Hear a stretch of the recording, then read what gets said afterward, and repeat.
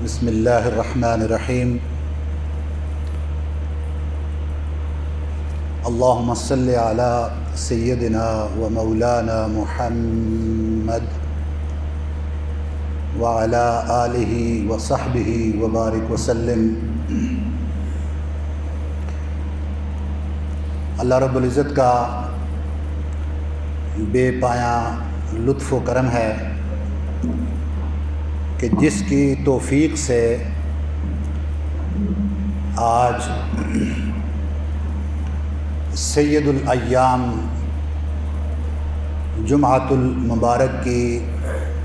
ان بابرکت گھڑیوں میں ہم سب اللہ رب العزت کی بارگاہ میں سر بسجود ہونے کے لیے یہاں جمع ہیں۔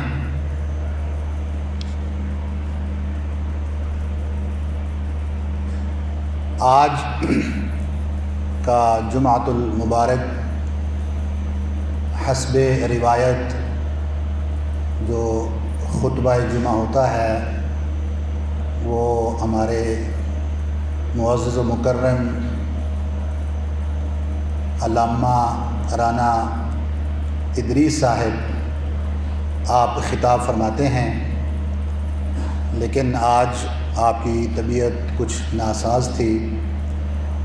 اس بنا پر آپ کے سامنے آج کے اس بابرکت دن پر کچھ گزارشات پیش کرنے کا مجھے حکم ہوا۔ تو اس مناسبت سے میں نے آج کے اس خطبہ کے لیے جس موضوع کا انتخاب کیا وہ ہے حقوق و فرائض، اور بالخصوص اس میں حقوق العباد۔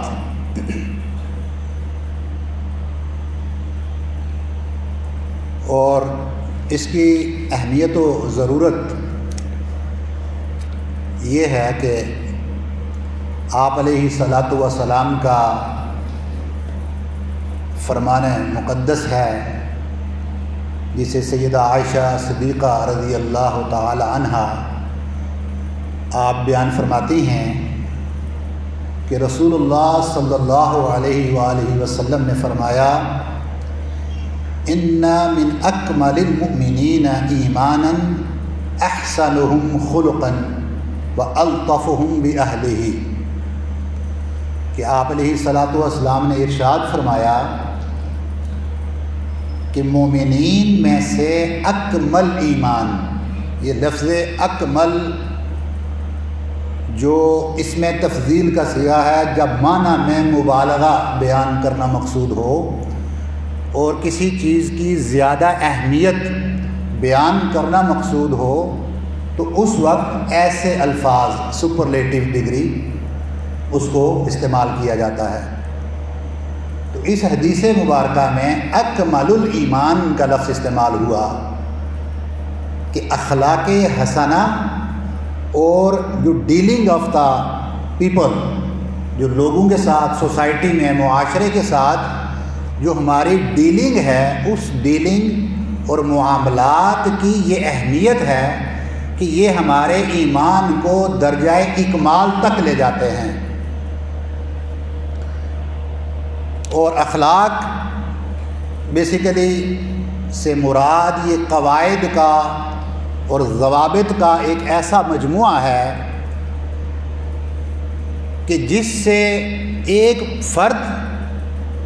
یا ایک خاندان اور ایک معاشرہ، اس کے جو آپس کے افراد کے روابط اور تعلقات کو برتنے کا جو طریقہ ہے، ان کے لیے، اس معاملے کے لیے، ڈیلنگ کے لیے جو اصول و ضوابط طے کیے جاتے ہیں ان کو اخلاق کہا جاتا ہے۔ اور یہ جو اصول و ضوابط ہیں یہی ہمارے حقوق و فرائض ہیں، کسی کے اوپر وہ حق ہے اور کسی کے اوپر وہ فرض ہے۔ تو اس کی اہمیت کے اوپر آپ علیہ الصلاۃ والسلام نے کہ یہ جو حقوق و فرائض کا آپس کا تعلق اور معاشرے میں جو اس کی اہمیت ہے اس کو اجاگر کرنے کے لیے آپ علیہ الصلاۃ والسلام کا ایک فرمان مقدس ہے۔ آپ فرماتے ہیں کہ المؤمن للمؤمن کالبنیان، کہ مومن کے لیے یہ جس طرح ایک عمارت ہوتی ہے وہ عمارت کی طرح ہے، ایک بلڈنگ کی طرح ہے، یہ سب جب مل جائیں تو یہ ایک عمارت بنتی ہے۔ یشد بعضہ بعضا، اور یہ وہ عمارت ہے کہ جس میں بلڈنگ کا کوئی حصہ کسی دوسرے حصے کو مضبوط کر رہا ہوتا ہے۔ اور یہ بیان کرتے ہوئے آپ علیہ الصلاۃ والسلام نے وَشَبَّكَ بَيْنَ أَصَابِعِهِ، آپ علیہ الصلاۃ والسلام نے اپنی انگلیوں، دونوں ہاتھوں کی انگلیوں کو اس طرح سے ایک دوسرے میں ڈال کر یہ ارشاد فرمایا۔ گویا کہ یہ آپ کی ٹیچنگ کا ایک انداز بھی تھا، ڈیمونسٹریشن کے ساتھ، کہ آپ پڑھاتے ہوئے، سکھاتے ہوئے چیزوں کو اس کی پریکٹس کے ساتھ بھی لوگوں کو یہ دکھاتے تھے کہ جیسے ایسے کرنے سے انگلیاں ایک ہاتھ کی دوسرے ہاتھ میں ڈال لینے سے ان دونوں ہاتھوں میں قوت آ جاتی ہے، اور آپ نے بھی جب کسی چیز کی گرپ کرنی ہو، پکڑنا ہو، تو اس کے لیے یہی طریقہ استعمال کیا جاتا ہے۔ تو یہ فرما کر آپ نے فرمایا کہ یہ مسلمان، یہ پوری امت اور مومن، یہ سارے کے سارے ایک عمارت کی طرح ہیں، لیکن یہ عمارت تب مضبوط ہوتی ہے جب ہم حقوق و فرائض کی ادائیگی کے ساتھ ایک دوسرے کے ساتھ یوں جڑ جائیں گے۔ وہ جو بات ہوئی تھی نا کہ روابط اور اصول و ضوابط کا ایک مجموعہ جو ہم سب کو اس معاشرے کے اندر جوڑنے کا کام کرتا ہے، اور وہ کیا ہے؟ وہ صرف حقوق و فرائض ہیں جو ہم کو ایک دوسرے کے ساتھ جوڑتے ہیں۔ اور آپ علیہ الصلاۃ والسلام ایک اور مقام پر ارشاد فرماتے ہیں کہ مثل المؤمن فی توادہم وتراحمہم وتعاطفہم مثل الجسد، فرمایا کہ محبت میں، ایک دوسرے کے ساتھ مہربانی میں، اور ایک دوسرے کے ساتھ جذبات، اچھے جذبات کے لیے مسلمانوں کی مثال ایک جسد کی ہے، ایک جسم کی ہے۔ فرمایا کہ اذ اشتکا منہ عضو، کہ وہ ایسا جسم ہے جس کی مثال دی جا رہی ہے کہ اگر اس جسم میں سے کوئی ایک عضو اگر کسی چیز کی شکایت کرے، کسی درد کی شکایت کرے، تو تداعى له سائر الجسد، تو اس درد کی وجہ سے وہ سارے کا سارا جسم تکلیف میں محسوس کرتا ہے، بالسہر والحمى، اور وہ اس درد، اس بخار کی وجہ سے، اس تکلیف کی وجہ سے وہ جسم جاگنے لگ جاتا ہے، اس کو احساس ہوتا ہے کہ میرے اندر کوئی ایک عضو ایسا ہے جہاں پر تکلیف ہو رہی ہے۔ تو یہ بیسیکلی یہ مثال دے کر جو حقوق و فرائض ہیں ان کی اہمیت کو اجاگر کیا گیا کہ یہ پورا معاشرہ اور اس میں بسنے والے سارے افراد، ہم سب کے سب، یہ معاشرہ ایک جسم ہے اور ہم افراد اس معاشرے کا ایک عضو ہیں۔ تو گویا کہ ہمیں یہ احساس اس میں دلوایا گیا کہ اس سوسائٹی میں بستے ہوئے آس پاس دیکھتے رہیں، اپنے گھر سے لے کر اور اپنی گلی محلے اور پھر معاشرے تک، اور ہر بندہ اپنی استطاعت اور منصب کے مطابق حکومتی لیول تک اور انٹرنیشنل دنیا کے لیول تک ہر آدمی اس کو دیکھتا رہے کہ کہاں اس کا کیا کردار بنتا ہے، اور پھر وہ اپنے آپ کو اس کے اوپر چیک کرے، محاسبہ کرے کہ جہاں جو میری ذمہ داری معاشرے کے اندر بن رہی ہے، کیا میں اس ذمہ داری سے عہدہ برا ہو رہا ہوں یا نہیں۔ تو اگر اس انداز میں ہم ان حقوق و فرائض کے ان معاملات کو سمجھ کر چلیں گے تو یقیناً یہ معاشرہ ایک خوبصورت معاشرے کا منظر پیش کرے گا۔ اور اسی کے اوپر یہ جو حقوق و فرائض اور ہمارے معاشرے کی خوبصورتی اور اللہ رب العزت کی طرف سے بھی کس انداز میں ان حقوق کے اوپر ترکیز کی گئی۔ ایک حدیث مبارکہ ہے حضرت ابو ہریرہ رضی اللہ تعالی عنہ، آپ سے یہ مروی حدیث ہے، آپ علیہ الصلوۃ والسلام نے ارشاد فرمایا، ان اللہ عز وجل یقول یوم القیامہ، قیامت کے روز اللہ رب العزت اپنے بندوں سے مخاطب ہوگا، اور یہ بھی خوش قسمتی ہے کہ رب تعالیٰ مخاطب ہوگا، لیکن خوش قسمتی یہ تب بن جائے گی کہ جب ہم اس حدیث مبارکہ کے مطابق اس دنیا میں اپنے اوقات کو گزار رہے ہوں گے، تب یہ ہمارے لیے اس وقت خوش بختی بن جائے گی، کہیں ہم کٹہرے میں کھڑے نہ ہو جائیں۔ یا ابن آدم، اللہ رب العزت مخاطب ہوگا اور فرمائے گا کہ اے آدم کے بیٹے، مرضت فلم تعودنی، کہ اے ابن آدم میں بیمار ہو گیا تھا، تو نے میری تیمارداری نہیں کی۔ اب یہ کٹہرے میں کھڑے ہونے والے سوالات ہیں جو آج ہمیں اس بات پر جھنجھوڑتے ہیں کہ ہم اپنی خواہشات اور اپنے تعیشات اور اپنی دنیاوی ضروریات کے اس حد تک گرویدہ ہو چکے ہیں کہ رب تعالیٰ کے بتائے ہوئے ان اصول و ضوابط کے مطابق ہم اپنی زندگی اس طرح سے نہیں گزار رہے۔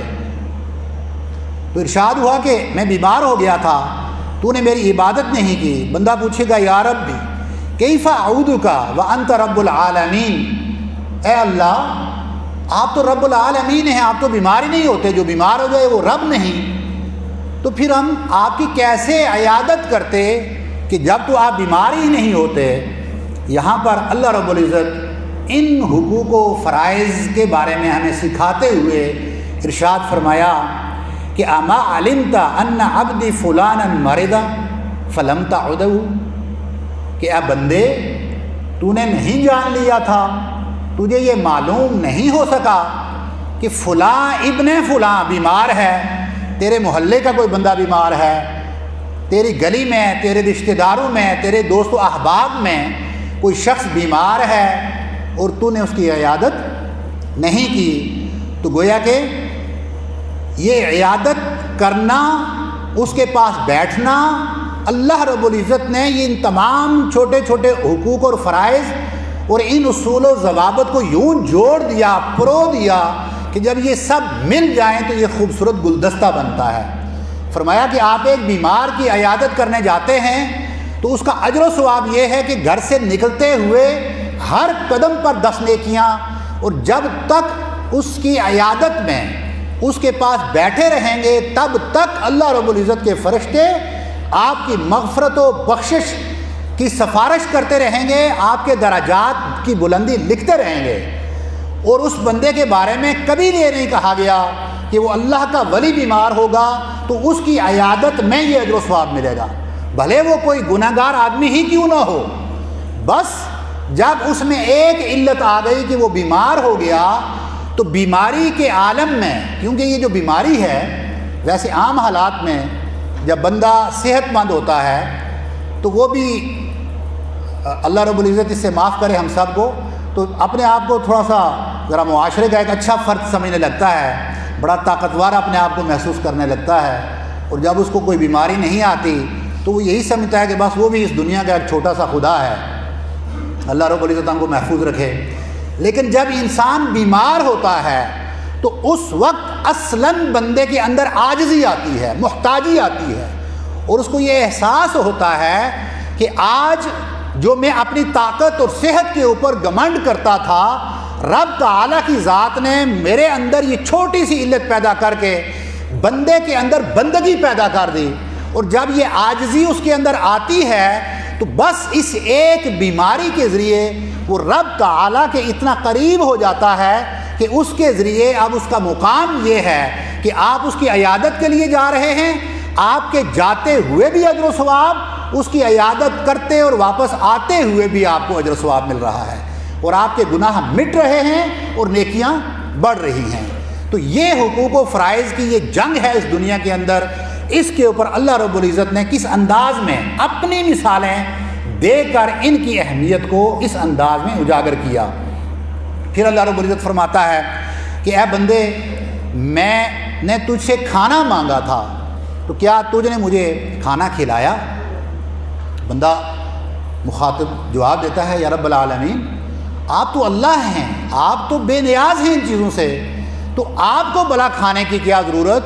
تو اس پر اللہ رب العزت ارشاد فرماتے ہیں کہ فلاں فلاں لوگ تیرے سوسائٹی کے اندر اور تیرے جاننے والوں میں، تیرے رشتہ داروں کے اندر، تیرے محلے کے اندر وہ بھوکے تھے، ان کی ضروریات زندگی پوری نہیں ہو رہی تھیں، تو کیا تو نے ان کی ان ضروریات زندگی کو پورا کیا؟ تو اب اس سے ہم آج کی اس سوسائٹی میں اپنے آپ کا اگر معائنہ کریں اور احتساب کریں